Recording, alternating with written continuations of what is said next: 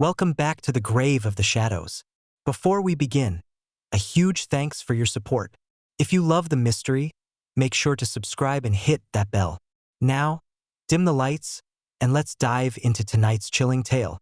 In the heart of 19th century Louisiana, where the cypress trees stand like ancient sentinels over black, murky swamp water, and the air hums with a suffocating heat, there existed a secret few would dare to speak of, let alone understand.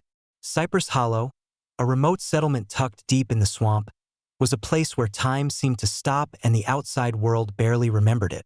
The people there lived hard lives, their days spent battling both nature and hunger. And though the village was small, only 27 homes, a chapel, and a solitary post office, there was something else that set this place apart. A shadow that lingered in every corner of the town, a whisper in every home, though no one dared to name it. The Tibido Sisters, Ullei and Maybel, were the heart of Cypress Hollow. Quiet, polite, and graceful, the two women had lived in the town for as long as anyone could remember. They were the ones who offered help when crops failed, when sickness struck, or when floods swept away homes. They were the ones who always seemed to have food to share. Smoked meats wrapped in linen, hearty stews, and sweet dumplings, delivered with a smile and a soft word. The townspeople, grateful for their kindness, never once questioned where it came from. After all, who would? In a town so small, so isolated, food was a blessing. And if it was warm, tender, and always just the right amount, who was there to ask about the source? But there was always something unsettling about the way the smoke would curl from the Tibido Sisters' smokehouse. It was thick, black as ink, and smelled of spices, garlic, peppercorns, and something else, something faintly metallic.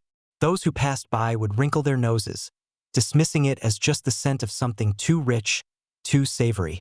But Father Enri, the young priest who had recently arrived in Cypress Hollow, couldn't shake the feeling that something was wrong. Each time he walked past the smokehouse, he would catch a glimpse of Maybel through the window, her apron stained red even before the slaughter had begun, and he would feel a shiver creep down his spine. It was a strange feeling, one he couldn't explain, but it haunted him. The smokehouse itself was a strange thing. No one had ever seen it from the inside. It was always locked, save for the days when the smoke would billow from the chimney, filling the air with its dark perfume. The villagers, content in their ignorance, had never questioned the sisters' methods. After all, they were always so kind, so generous. They took care of the town, and in return, the town ate. But what they didn't know, what they couldn't even imagine, was that the meat they consumed so eagerly was not from any animal they could name. It was from someone, or something, much darker. Before we venture deeper into this tale, a tale that is buried in the bones of those who live to tell it, make sure you're subscribed to Grave of the Shadows, where true terror is found not in fiction, but in the stories people chose to forget. Hit that bell, because some stories were buried for a reason. Now, let's begin. Cypress Hollow, nestled deep in the heart of the Louisiana swamps, was as much a part of the earth as the roots of the towering cypress trees that grew around it. Its people, hardened by the endless battles with nature, had learned to adapt to the swamp's ever-changing moods. Life in the town was a series of struggles against the wild, a constant tug-of-war between survival and the elements. The sun beat down mercilessly, the air thick with the smell of damp earth and decaying leaves, making even the most routine tasks seem like monumental efforts. And when the rains came, which they did with a regularity that would have driven anyone mad, the roads would vanish under a foot of mud, turning the town into a virtual island, cut off from the rest of the world. Despite its isolation, the small community of Cypress Hollow managed to thrive in its own way. There were only 27 homes in the town, small, modest structures, many of them built by hand from the cypress trees that surrounded them. The town's main features consisted of a humble clapboard church, a post office that doubled as the town's barber shop, and a market where the townsfolk could trade what little goods they had. It was a place of survival, where every hand counted, and a single lost harvest could lead to weeks of hunger. The townspeople were a tough breed, born from the land and shaped by its trials. The women worked the fields, tended to the small herds of livestock they managed to keep alive, and were skilled in preserving food for the leaner months. The men fished the waters, trapping whatever animals they could find, and built the homes that shielded them from the worst of the swamp's wrath. But there was no denying that life was hard, and as much as the town tried to keep things running, there were moments when it seemed like the swamp would swallow them whole. But through all of it, there was something that kept the people going: food.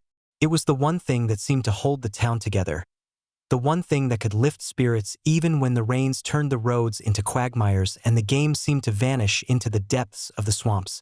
They lived off whatever they could catch or grow, from fish to wild game, and whatever crops managed to survive the harsh conditions. But when the weather was particularly unforgiving, it was the Tibido sisters who came to the rescue. The sisters' home was at the very edge of the town, just past the point where the trees grew thick and the fog never seemed to lift. The Tibidos lived in a small cottage, unremarkable to the unknowing eye, but there was something almost otherworldly about it. Its pale white walls stood out against the dense, dark woods that surrounded it, and the chimney, always smoking, seemed to rise from the roof like a specter, thick black clouds that billowed out at all hours of the day. The smokehouse, where the sisters worked their mysterious craft, was even more isolated, sitting behind the cottage in a clearing of twisted branches and thick vines. It was a long, low building, with a slanted roof and dark, soot-stained walls. It was a place few ever dared to venture. The townspeople loved the Tibido sisters. No one could remember a time when they hadn't been part of the town, when they hadn't been there to offer food when it was needed most. The people of Cypress Hollow often joked about their generosity, marveling at the fact that, no matter the season, the sisters always seemed to have something to give. When a family lost their hogs to fever, the Tibidos would show up with smoked brisket neatly wrapped in linen. When a flood washed away a cabin, they would bring rich, savory stew with dumplings so soft it could bring tears to your eyes.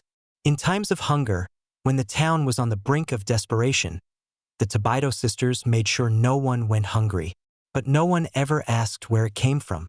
Most simply assumed the sisters had a cousin up north who supplied them with salted meats, or that they had managed to raise wild pigs in the deep swamp. It was a mystery the townspeople had no reason to question, and the sisters never provided answers. They were just too kind, too generous. It was as though the Tibidos had an unspoken agreement with the town, an understanding that silence was the price of their charity. No one questioned their generosity. They just ate. Still, there was something about the sisters that unsettled people. The smokehouse, with its thick, dark chimney, was always locked except on the rare occasions when the sisters allowed smoke to rise, filling the air with an aroma so rich it almost seemed too good to be true. Father Enri, the young priest newly assigned to the town, had never quite felt comfortable passing by the smokehouse. Something about it gnawed at him, a sense of unease he couldn't explain. He'd never seen the inside of the smokehouse, nor had anyone else. The sisters kept it locked, and when they did open it, they'd make sure the townsfolk never looked inside. And yet, no one asked why. As the town continued to feast on the mysterious, always tender meals the sisters provided, the line between gratitude and suspicion began to blur. The town was well-fed, and in return, they gave the Tibido sisters their silence. But silence, as they would soon learn, comes at a cost. And sometimes, the things we refuse to see are the very things that come back to haunt us. Ullei and Maybel Tibido were like shadows in the town of Cypress Hollow, always present, always watching, and always offering their kindness to those in need. The townsfolk had known them for as long as anyone could remember, and their presence in the village was so constant that no one thought to question it. They were simply there, part of the town's fabric, like the trees and the fog that hung heavily in the air. Ullei was the elder of the two sisters, her sharp eyes always keen, always observing. She carried herself with grace and poise, as if the weight of the world didn't rest on her shoulders. Her long, dark hair was always perfectly arranged, and her pressed skirts swished softly as she moved through the village, her gloves always spotless. She was the picture of refinement, a woman who seemed too delicate for the rough swamp that surrounded the town. She never raised her voice, never lost her composure. She was polite, kind, and always there when someone needed her. But there was an edge to her, something cold beneath the surface that only the sharpest eyes could see. Maybel, on the other hand, was softer, quieter, and always seen with a ribbon in her hair, which fluttered in the wind as she moved. She was the younger of the two sisters, but she possessed an unspoken strength that contrasted with her gentle demeanor. Her soft-spoken nature and serene smile put people at ease, and many of the townsfolk would remark that she had the calm, soothing presence of someone who could be trusted with anything. Yet there was always something about her that seemed distant, something untouchable, as though her mind was far from the present moment. Her apron, always pristine when she first donned it, would be stained red by the time she finished her work. The Tibido sisters were more than just good neighbors. They were the town's lifeline. When a family's crop failed, they appeared with bundles of vegetables, meat, and herbs. When someone fell ill, they would arrive at the door with warm broth, promising to nurse the sick back to health. They brought hope in the form of meals when the winters were too cold and the waters of the swamp too high to fish. Ullei would often walk through the village, her head held high, delivering parcels wrapped in linen. The meals they provided were always tender, always full of flavor, and the town quickly grew to rely on them. Even when food seemed scarce, the Tibido sisters were always able to offer something, as if they had an endless supply hidden somewhere. Their home, situated on the edge of the town, was modest but well-kept, with lace curtains adorning the windows and a grand piano in the sitting room, its ivory keys worn from years of gentle playing. The walls were decorated with portraits of their late mother, and the aroma of lavender and something else, something faintly metallic, always seemed to hang in the air. It was a warm, welcoming home, and no one ever thought twice about visiting. Yet, despite their warmth and hospitality, the sisters never allowed anyone too close. There were no men in their lives, no guests who stayed for long. The sisters, it seemed, had everything they needed, and there was little room for anything else. Their generosity knew no bounds. When there was a fire, the Tibido sisters brought food to the survivors, offering comfort with every bite. When a local family lost their livestock to disease, the Tibidos were there with fresh meat, wrapped in linen and tied with twine. The town never questioned where it came from. They simply took what was offered. But the smokehouse, always locked, always emitting that dark cloud of smoke, was a place no one spoke of. It was a mysterious building, hidden away behind their cottage, and the townspeople had long since learned not to ask about it. Despite the love they received from the community, something about the Tibido sisters made Father Enri uneasy. He could never quite put his finger on it, but every time he passed by their cottage, he felt a sense of dread that lingered in the air. He saw the way Ullei smiled at the children, the way Maybel hummed as she worked, and he couldn't help but feel that something was wrong. Something didn't add up, but he couldn't place it, at least, not yet. To the townsfolk, the Tibido sisters were angels in a town that had known nothing but hardship. They were the ones who kept the town alive when food was scarce, when sickness spread like wildfire, and when the swamp itself seemed determined to swallow them whole. They were the heart of Cypress Hollow, and in return, the people trusted them completely. But as Father Enri would soon learn, the kindness of the Tibido sisters was nothing more than a mask hiding a darkness that would soon consume them all. The people of Cypress Hollow had always been simple folk, their lives dictated by the cycles of the seasons and the relentless demands of the swamp. But even in such a place, where everyone kept to their own, there were whispers, and those whispers were about the Tibido sisters. At first, the suspicions were small, fleeting thoughts that passed through the town like smoke, almost unnoticed. It started with the smell that seemed to hang in the air, thick and unyielding, especially when the wind carried the scent from the Tibido smokehouse. It wasn't just the aroma of seasoned meat, the familiar, comforting fragrance of pork or beef roasting over the fire. No, it was something else, a strange, metallic tang that lingered long after the smoke had dissipated. Most people shrugged it off, blaming it on the strong heat or the peculiar humidity of the swamp. But Father Enri, the young priest newly assigned to Cypress Hollow, could not. The smell stayed with him, as though it had found a place in his very bones. The unease grew as Father Enri began to take note of other strange occurrences. He had been in the village for only a few months, but in that time, he had seen more than his fair share of disappearances. Men, women, travelers, people came and went through Cypress Hollow all the time, but recently, there had been an unsettling pattern. The missing were always seen around the Tibido sisters' cottage, sometimes entering, sometimes leaving, but always with the same eerie finality. None of them were seen again, and their absence was dismissed with nothing more than a shrug. The town, so used to hardship and the vagaries of nature, had become numb to the mysteries that walked in and out of their lives. Father Enri had asked about these disappearances, of course, but he had been met with polite indifference. They probably took the river, people would say. They were probably just passing through. The town, it seemed, was not inclined to ask questions when they had food on their tables and no shortage of meals. After all, meat was a luxury in Cypress Hollow, and the Tibido sisters always had plenty. One evening, as Father Enri walked through the village, he saw Maybel Tibido, the younger sister, standing near the market square. She was holding a basket, her apron stained with something red that almost seemed to shine in the dim light. The smell that had followed her earlier was stronger now, and it was almost enough to make the priest stop in his tracks. She smiled at him, a soft, serene smile, but it did little to ease the chill creeping down his spine. "Good evening, Father," she said, her voice sweet and calming. "Good evening, Maybel," Father Enri replied, though the words felt strange on his tongue. He had been saying them for weeks, but tonight they carried a weight that he couldn't explain. She gestured to the basket. "I brought some fresh ribs for the market," she said, her voice laced with a sweetness that could melt the hardest of hearts. "Thought you might like some for Sunday's supper." Father Enri nodded politely but felt his stomach twist. There was something unsettling about the way she spoke, as though the offer of meat was too familiar, too comfortable. He glanced at the basket, and for a moment, he swore he saw something dark and unfamiliar beneath the meat. But when he looked again, it was gone.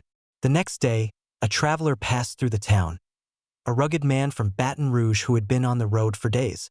He had heard about the kindness of the Tibido sisters and, like so many before him, had stopped by their cottage for a meal and a place to rest. But by the next morning, the traveler was gone. His horse was still tethered outside the Tibido's home, his cart filled with furs, but the man himself was nowhere to be found. The only sign that he had been there was a small, dark stain on the porch, too dark, too large to be just dirt. Father Enri, unable to shake the feeling that something was wrong, began to investigate. He visited the Tibido's home, asking the townspeople what they knew about the missing traveler. But no one seemed particularly concerned. "He probably left early," someone said. "He must have headed up the East Road." The same excuse, again and again. The town seemed content to let things slide, to let people disappear without a second thought. But not Father Enri. He had seen enough to know that this was more than a coincidence. Too many people had gone missing. Too many strangers had passed through the town only to vanish without a trace. And they had all been near the Tibido sisters. The more he thought about it, the more the pieces began to fall into place, and the more uneasy he became. It was then that he started to notice other things. The way the sisters always seemed to have meat, even when the town's hunters returned empty-handed. The way no one in the town ever seemed to ask where it came from. The way the smokehouse always billowed dark, thick smoke, its chimney never quiet, always breathing. Father Enri knew he had to act. He couldn't ignore it any longer. The town may have been willing to turn a blind eye, but he would not. Something was wrong, and he was determined to uncover the truth, no matter what it cost. Father Enri's suspicions had reached a boiling point. He could no longer ignore the unsettling feeling that crept up on him every time he passed the Tibido sisters' cottage. The town had long since accepted them as angels of mercy, sent to ease their suffering, but Enri could not shake the gnawing feeling that something was terribly wrong. The more he thought about it, the more his thoughts began to twist into dark corners. He had seen too many strange disappearances, too many inconsistencies, and it was clear that the Tibidos were at the heart of it all. He began watching them more closely, waiting for a slip, a mistake, or a telltale sign that would reveal their secret. He visited their cottage, under the pretense of delivering prayers, but each time he left, he felt no closer to an answer, only further entrenched in doubt. He could see the quiet calm of Ullei's eyes as she smiled at him, and the same coldness behind Maybel's warm demeanor. It was as if they were hiding something, something they knew the town could never bear to understand. One evening, as Father Enri made his way through the town after evening mass, he saw something that would stay with him for the rest of his life. It was dusk, and the fog had begun to roll in from the swamp, a blanket of gray that obscured the world beyond the churchyard. He passed by the Tibido Sisters' home, as he had done many times before, but tonight something was different. The smokehouse, that dark, foreboding structure behind their cottage, was not just billowing smoke. It was alive with activity. The chimney belched thick, black smoke, so dense that it hung in the air like an ominous storm cloud. The faint metallic scent that always lingered in the air seemed stronger tonight, almost suffocating. Curiosity gnawed at Father Enri as he approached the smokehouse. He had never been inside, and the doors were always locked. But tonight, something felt different. He couldn't explain it, but the urge to look inside was overwhelming. As he approached the building, he noticed something he hadn't seen before. A small, hidden door at the side of the smokehouse. It was barely visible through the thick mist, but there it was. His heart raced as he stepped closer, his feet heavy with dread. He reached for the handle, his hand trembling, and turned it. The door creaked open, and Father Enri stepped inside. The smell hit him first, stronger, sharper, and more pungent than anything he had ever encountered. It was a mixture of spices and something else, something sweet and foul. The air was thick, hot, and humid, swirling with the scent of charred meat and decay. As his eyes adjusted to the dim light, he saw the racks, lined with meat hanging from hooks, rows upon rows of it, dark and glistening in the low light. The cuts were familiar, yet unfamiliar at the same time. Some were large, others smaller, and each seemed to drip with an unholy sheen. The sight was enough to make Father Enri's stomach churn. But it wasn't the meat that disturbed him most. It was the journal. On a small wooden table near the back of the smokehouse, he saw an old, leather-bound journal. It was worn, its edges frayed, as though it had been opened countless times. The pages were yellowed with age, and the ink was smudged in places, but the writing was still legible. He felt a wave of dread wash over him as he approached the table, reaching for the journal with trembling hands. The moment his fingers touched the cover, a shiver ran through him. He flipped open the journal, the first page revealing a list of names, followed by dates and brief notes. At first, the entries seemed innocent enough, just names of people the Tibido sisters had helped, or so it seemed. But the further he read, the more his heart sank. The names were followed by notes like tender thigh, slow bleed, and young, clean, little waist. Father Enri's breath caught in his throat. He couldn't believe what he was reading. The journal was a record, a log of the victims the Tibido sisters had claimed, each entry more chilling than the last. It was clear now that the food they had been serving the town was not from any animal. They had been feeding the people of Cypress Hollow something far worse. Father Enri's eyes raced across the page, his mind trying to make sense of the horrors that unfolded before him. He saw a name he recognized, one that made his blood run cold. Elijah Cole, the trader who had passed through town just days ago. He had disappeared without a trace, just as so many others had. And now, here was his name, written in the same cold, careful hand as all the others. The note next to it read, strong flavor, took longer to soften. Worth it. Father Enri slammed the journal shut, his mind reeling. The truth was undeniable now. The Tibido sisters were not what they appeared to be. They were not angels, not saints. They were something darker, monsters who had been hiding in plain sight. They had been feeding on the very people they claimed to help, turning their kindness into a twisted, horrifying form of control. The room felt like it was closing in on him as he stood there, clutching the journal in his hands. He knew he had to act, but what could he do? Who would believe him? The town adored these women. They relied on them. But Father Enri could not stand idly by. He had seen the truth now, and there was no turning back. As he left the smokehouse, the weight of what he had discovered hung over him like a shroud. He couldn't tell anyone. Not yet. He needed more proof, more answers. But one thing was certain. He had to stop the Tibido sisters before their hunger consumed them all. Father Enri's mind was spinning as he left the smokehouse. The air outside felt heavy, oppressive, as though the swamp itself was closing in on him. The journal, now tucked beneath his coat, seemed to pulse with the weight of the truth it carried. His hands trembled as he gripped it, the faint smell of burnt meat and something far more sinister still clinging to his skin. Every step he took felt like it was dragging him further into a nightmare he could not escape. He had uncovered the truth, but it was more horrifying than anything he had ever imagined. The road to the church seemed longer than usual. As Father Enri walked, he felt the full weight of the town's ignorance pressing down on him. The townspeople had been eating human flesh, feeding on the very people who had disappeared over the months. The notes in the journal spoke of the victims with cold precision, as though they were nothing more than inventory. Strong flavor, tender flesh, clean bones. These were not just idle words. They were the recorded tastes of human lives. By the time Father Enri reached the church, the weight of what he had learned felt unbearable. He entered his small office, locking the door behind him, and set the journal on the table before him. The soft flicker of candlelight cast long shadows on the walls, making the room feel smaller, more suffocating. His hands were still shaking as he opened the journal again, desperate to make sense of the madness before him. He turned to the next page and his heart skipped a beat. There, written in a delicate, almost practiced script, was another entry, Jacular Row. The name struck him with a sense of dread. Jacular Row was a child, a young boy who had been missing for weeks.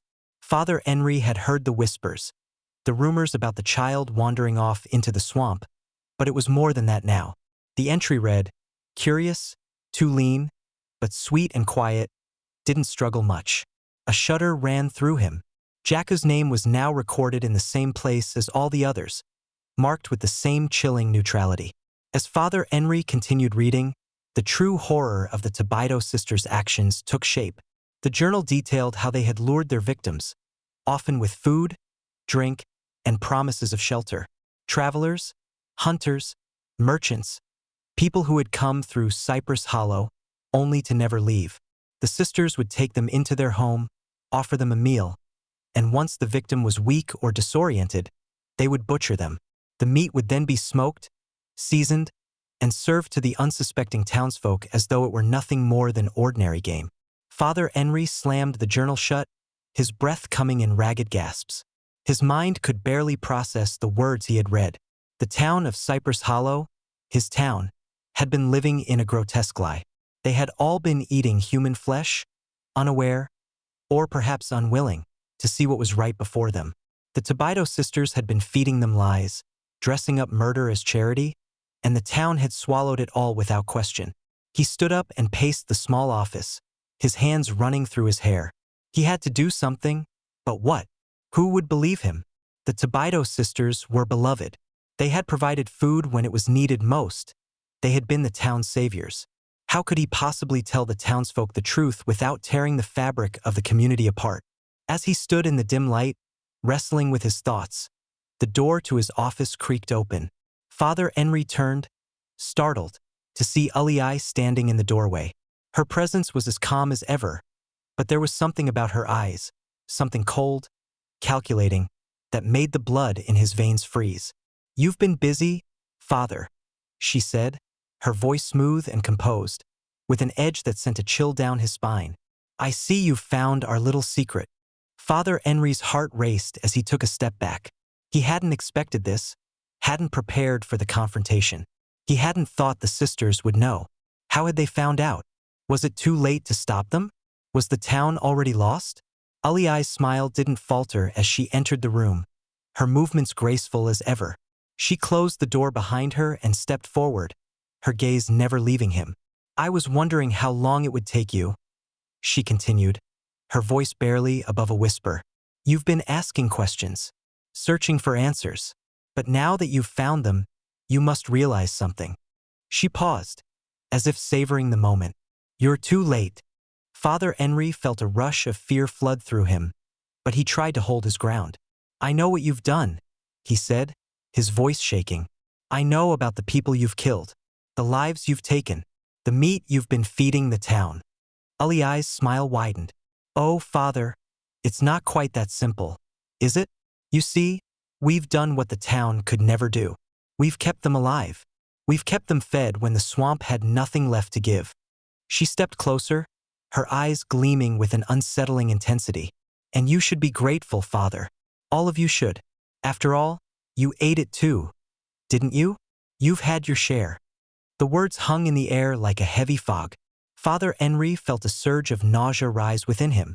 How had he not known? How had he been so blind to the truth? The town, his flock, had been living in the belly of a monster, and he had been leading them there. I will stop you, he said, though his voice trembled with uncertainty. Ullei's laugh was soft and melodic, but it held no warmth. You can't stop what's already been done, Father. The town has already tasted it. They've already chosen. And once the hunger takes hold, it's far too strong to break. Father Enri's mind raced. He had to find a way to expose them, to save the town before it was too late. But the terror in Ullei's eyes told him that his time was running out. As she turned to leave, she paused, casting one last look over her shoulder. You can't save them, Father. You can only save yourself. With that, she vanished into the shadows, leaving Father Enri alone in the dim light, with only the journal to remind him of the monstrous truth he had uncovered. The days that followed were heavy with silence. Father Enri had done what he could. He had tried to confront the Tibido Sisters, tried to warn the town, but he had underestimated the strength of the town's collective denial. When the truth was finally laid bare before him, he hadn't expected the town to accept it so easily, but he had also never anticipated the complete refusal to acknowledge it. The truth was there, staring everyone in the face, but it was as if the town had become blind to it, a blindness fueled by comfort and fear. Father Enri's heart ached as he walked through the village, the journal still tucked beneath his robe, the weight of it pressing against his side. He had tried to speak to the townspeople, tried to get them to listen, but each time he had been met with polite smiles, with half-hearted excuses, and with quiet murmurs of disbelief. No one wanted to confront the reality of what the Tibido Sisters had been doing. No one wanted to question the food that had been the town's lifeline for so long. To do so would be to shatter the fragile peace they had all built. The worst of it came during the town meeting. Father Enri had gathered a small group of villagers, those who had expressed concern, those who had seen the truth in his eyes and wanted to know more. It was in the old church hall, beneath the flickering candles, that he tried to explain what he had discovered. The journal, the victims, the horrific truth of the Tibido Sisters. But as he spoke, the crowd's reaction was not one of shock or horror, it was one of confusion. Some people looked at him with pity, as though he were the one who had lost his mind. Others exchanged nervous glances, unsure whether to take his words seriously. They wanted to believe him, but they couldn't. The truth was too grotesque, too unimaginable. The Tibido Sisters had been so kind, so generous. They had fed the town when no one else could. How could such gentle women be capable of the things Father Enri was accusing them of? One by one, the villagers dismissed the priest's words, shrugging them off as the ramblings of a man who had been in the swamp too long, a man who had become consumed by superstition and fear. The Tibidos are saints, said one woman, her voice trembling as she clutched her children to her chest. They've never done anything wrong. How could you accuse them of such things? Another man spoke up, his voice low but firm. The sisters have fed this town through famine and hardship. We've eaten their food, Father, and never once have we doubted it. Now you come here and try to tell us that we've been eating human flesh. You're wrong. Father Enri's heart broke as he listened to the denial, the refusal to confront the truth. The town was not ready to hear it. The hunger, the satisfaction of having enough to eat, had made them blind. They had accepted the Tibido Sisters' gifts so easily, had swallowed their kindness and hospitality with open arms. Now, the cost of that generosity had become clear, but the price was one no one in Cypress Hollow was willing to pay. As the meeting broke up, Father Enri felt the weight of failure pressing down on him. He had thought the truth would set them free, but instead, it had driven them further into the shadows. The Tibido Sisters had woven themselves into the fabric of the town, and now no one wanted to unravel that thread. They had tasted too much, too deeply, and now they were too afraid to stop. The following days were eerily quiet. The smokehouse still stood behind the Tibido Sisters' cottage, its chimney belching smoke as it always had. People still accepted the food, still went about their lives, ignoring the knot of dread in their stomachs. The journal remained hidden, tucked safely away in Father Enri's quarters, a piece of evidence that the town refused to acknowledge. They continued to eat, continued to live, as though nothing had changed. But something had changed. Father Enri could feel it in the air, thick and heavy with unspoken words. He could feel the weight of the town's guilt, the guilt they were too afraid to admit. It was buried beneath the surface, but it was there, festering like a wound that had never been allowed to heal. The truth was too powerful to be ignored for long, but for now the town would turn away from it. And so Father Enri was left alone in his fight, standing against a tide of complacency and fear. He could see the truth, but no one would listen. The town had chosen to believe in their own comfortable lies, and nothing he could say would change that. As he walked through the village that evening, the quietness around him was suffocating. No one spoke, no one met his gaze. They had heard the truth, but they had chosen to ignore it. The Tibido sisters were still their angels, their saviors, and nothing would make them question that. Not yet, but Father Enri knew it was only a matter of time. The hunger for truth, for justice, was too great, and sooner or later, it would consume them all. Father Enri had seen enough. The truth was undeniable now, and though the town refused to accept it, he could no longer stand by in silence. The sisters, Ullei and Maybel, had woven themselves so tightly into the fabric of Cypress Hollow that the town was blind to the horrors they had been hiding. But Father Enri knew he couldn't let this go on any longer. He had to act. The weight of his responsibility pressed down on him with every passing hour. If he didn't do something soon, the town would be lost forever. The night before, he had made a decision. A choice that he knew would cost him dearly, but it was the only one he could make. The smokehouse had to be destroyed, and the sisters had to be confronted. The town's blind faith in them had become a poison, and Father Enri knew that only by exposing the truth could Cypress Hollow ever hope to survive. He stood in his small room, the journal resting heavily on his desk, its pages filled with the names of the victims, each one a testament to the sisters' monstrous deeds. The smell of smoke from the Tibido smokehouse drifted in through the cracked window, and Father Enri clenched his fists. He couldn't wait any longer. As the moon rose high in the sky, casting long shadows over the town, Father Enri slipped out of the church. His movements were quiet, purposeful. The night air was thick with the sounds of crickets and distant croaking frogs, but the oppressive silence around him seemed to grow heavier with every step he took. He walked quickly, his heart racing, as he made his way to the Tibido sisters' cottage, the smokehouse looming behind it like a dark sentinel. The sisters had long since gone inside, retreating to their home for the night. Father Enri knew this was his moment. The town was asleep, the villagers unaware of the terrible secret that had been right under their noses. It was the perfect time to act. He approached the smokehouse, his breath shallow in the thick air. The faint scent of spices and meat clung to the wind, stronger now, as though the very earth was aware of the monstrosity within. The door to the smokehouse was locked, but Father Enri had expected that. He had brought with him a small crowbar, the tool that would give him access to the truth. With a quiet grunt, he wedged the crowbar into the side of the door, forcing it open. The creak of the wood echoed in the still night air, and for a moment, Father Enri hesitated. What would he find inside? Would it be too late to stop the sisters? His heart pounded in his chest as he pushed the door open wider, stepping into the dark interior of the smokehouse. The air inside was thick and suffocating, the heavy scent of smoke and something far more putrid filling his lungs. Father Enri's eyes scanned the room, his gaze falling on the racks of meat hanging from hooks. Too much meat. Far too much for any animal to have produced. And then his eyes fell on the table near the back of the room, where a familiar, disturbing sight awaited him. The journal. It sat there, waiting for him, as though it had been left for him to find. He walked toward it slowly, feeling as though the very walls of the smokehouse were closing in on him. The journal was still open, and as Father Enri looked at the pages once more, he saw the names he had feared, the names of the missing, the names of the victims. It was all here, the proof, the truth, and it was worse than he could have ever imagined. The noise from outside, the sound of footsteps on the gravel, brought him back to reality. Father Enri stiffened. He knew who it was. The sisters had arrived. In an instant, the door to the smokehouse creaked open, and Ullei stepped inside, her calm smile still on her face, though it didn't reach her cold, calculating eyes.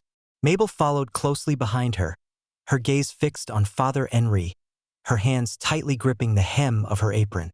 There was no warmth in their smiles, no friendliness in their voices, just a cold, deadly calm.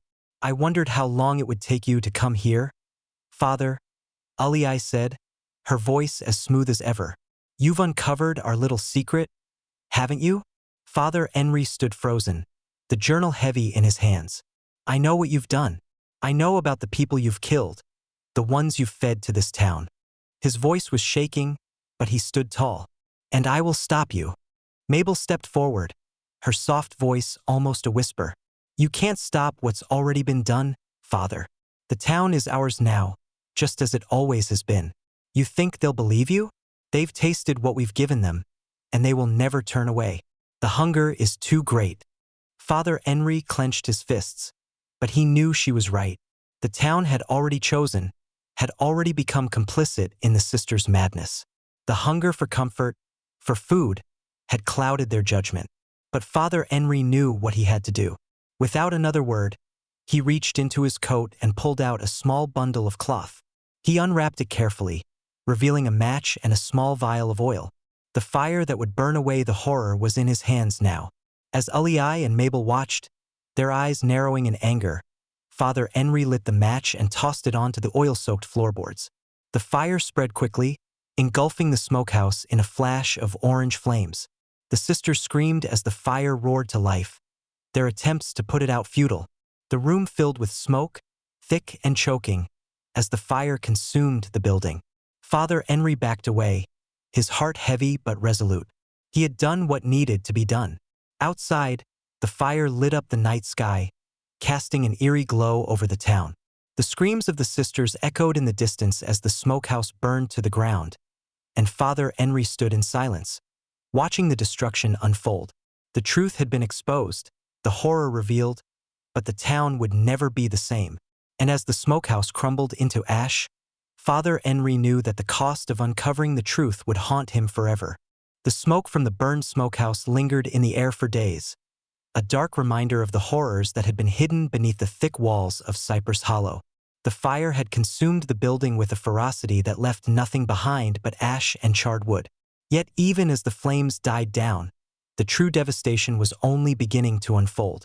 Father Enri had hoped that the fire would bring closure, that the truth, finally exposed, would cleanse the town of its dark secret.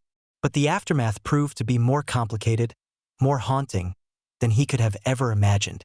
The town, once vibrant with the chatter of everyday life, had fallen into a deep, suffocating silence. People walked with their heads down, avoiding eye contact, as though the very air around them had been poisoned. The familiar rhythm of life had been shattered, and no one knew how to move forward. It wasn't just the loss of the Tibido sisters that hung over the town. It was the realization that they had all been complicit in their crimes. The truth had been exposed, but it came at a price. Father Enri had hoped that the townspeople would rise to the occasion, that they would confront the horror together and begin to rebuild. Instead, he found them retreating further into themselves, their guilt becoming an unspoken barrier that none of them dared to cross. They could no longer deny what had happened, but they couldn't bring themselves to speak of it either. The town was paralyzed by the weight of their shared responsibility, and Father Enri could feel it like a weight on his chest, suffocating him with every passing day. The few villagers who dared to approach him did so in hushed tones, avoiding direct conversation about the fire, about the sisters, about the truth. They would ask about the weather, about the crops, about trivial matters that seemed so far removed from the gravity of what had occurred. No one wanted to acknowledge the horror, even as the town's food supply dwindled. The once thriving community had relied on the Tibido sisters for far too long, and now, without their mysterious supply of meat, the town found itself faced with an uncomfortable truth. They had been living on borrowed time. The fear of hunger now loomed larger than ever. Father Enri found himself walking through the town, his thoughts consumed by the faces of those who had turned a blind eye, including his own. How had he not seen it? How had he not recognized the warning sign sooner? The guilt gnawed at him. He had been sent to Cypress Hollow to bring salvation, to guide the souls of the people, but he had failed them. He had allowed the sisters' kindness to cloud his judgment, to blind him to the truth that was right in front of him. His own sin was just as great as theirs. One evening, as he walked past the charred remains of the smokehouse, he paused and looked out over the field. The ground was scorched, the air still thick with the acrid smell of burnt wood and ash. A few townspeople were gathered, standing in small, silent clusters, their eyes fixed on the wreckage.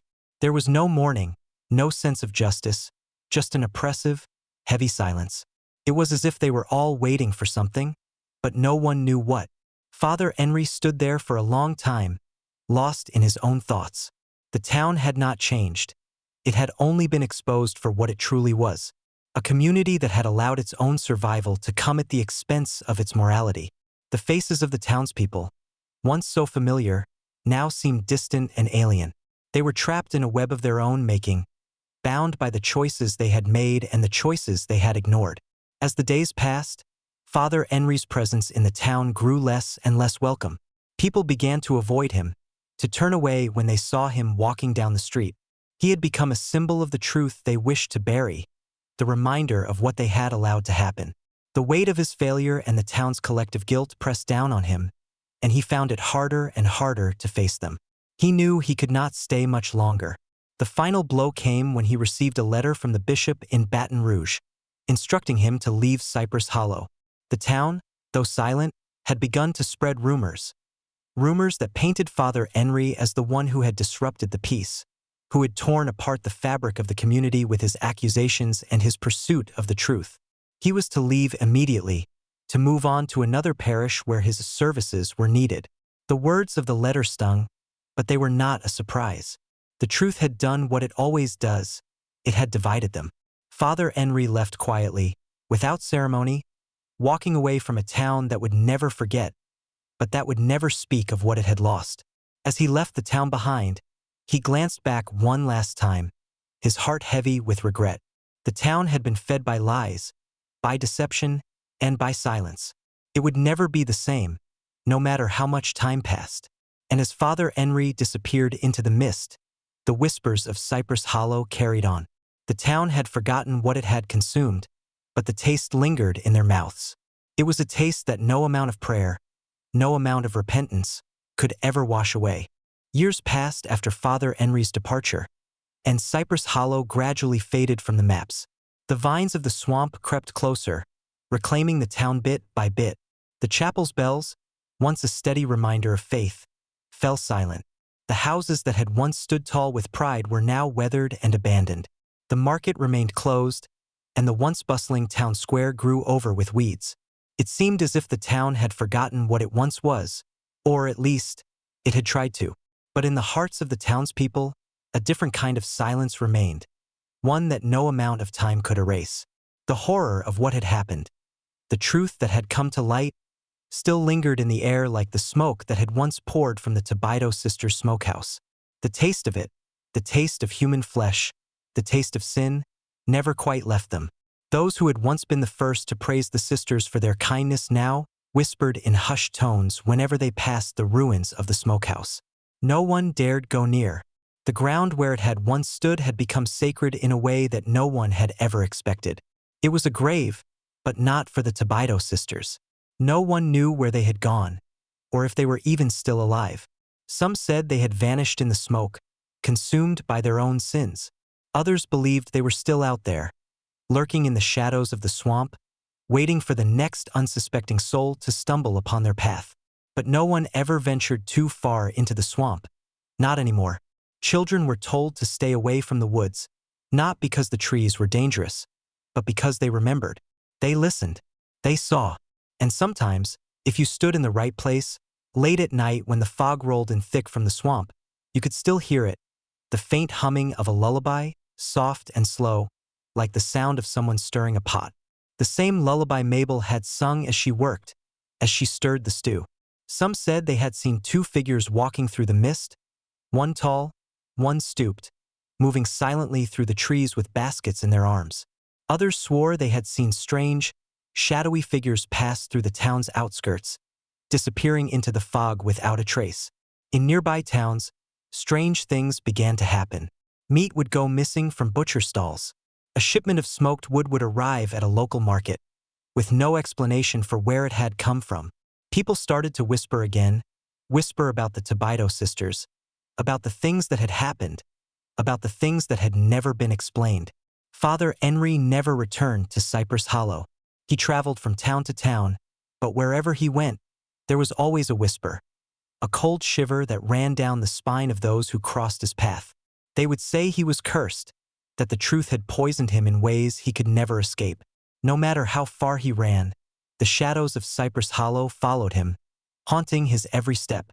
And as the years passed, the legend of the Tibido Sisters faded into the darkness of history. It was a story that was never written in books or carved into stone. It lived only in the whispers, in the rumors that spread like wildfire, in the memory of those who had tasted something they would never forget. Cypress Hollow was no longer the place it had once been. The people who lived there, those who had turned a blind eye to the truth, were scattered to the winds, their guilt buried in the past, locked away where no one could question it. But no matter how hard they tried to forget, the taste of what they had consumed, lingered in their mouths, and they would never, ever be able to wash it away. And so, the story of Cypress Hollow became a tale, whispered from one generation to the next. The town, once a symbol of survival, was now a dark memory, swallowed whole by the swamp that had once given it life. Some stories die in the flames, but others, the darkest ones, live on forever. In the shadows, in the whispers, and in the taste that no one can ever forget.